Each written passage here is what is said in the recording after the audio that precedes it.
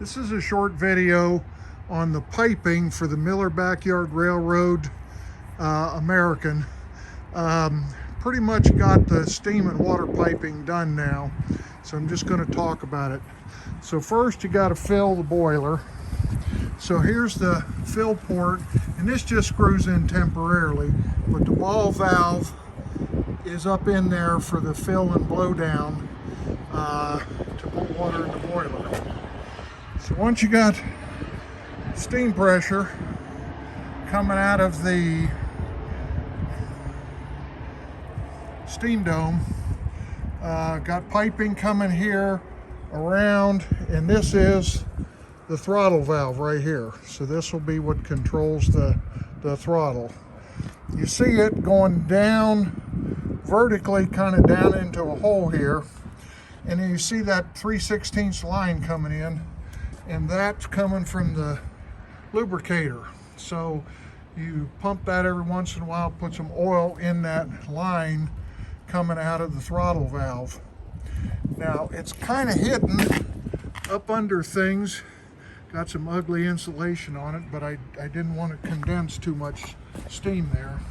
So you see it coming around here, and it comes into the reverse valve, into the front of the reverse valve.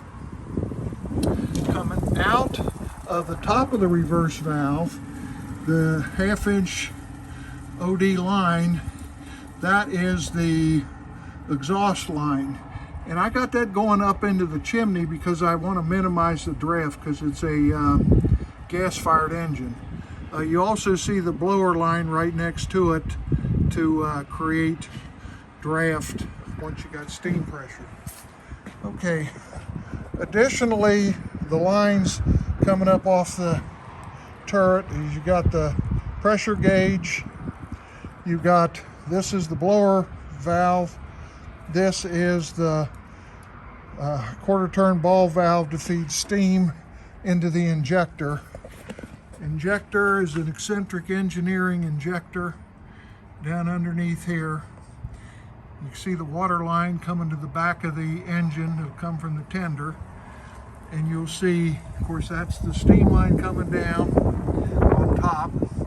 The discharge line comes out of the front, gradual bend. You don't want sharp bends on your injector line, and it goes through a boiler check and then a manual valve in case the boiler check doesn't work.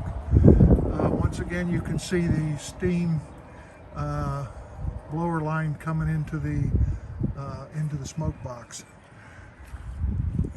Got the pressure relief valves coming out of the other side of the turret. They'll be set to 125. You see the water level gauge, big fancy gauge with two valves, and I want to run the water probably nearly full, like 3/4 full, so you can the top of that 6-inch pipe is effectively the crown sheet on that. This line right here is the feed to the axle pump. This copper line on this side is the return. There's a valve on the tender that lets water come from the axle pump back to the tender. And so the hose that feeds off the discharge of the axle pump, and then it goes also through a check valve and a manual valve. And it has to be a hose because it wobbles slightly with the design. It's a Nelson Locomotive Works design axle valve, or axle pump rather, that moves. So all in all, the piping, steam piping and water piping is pretty well done. I got next work on putting the burner in and doing the gas piping. That's it.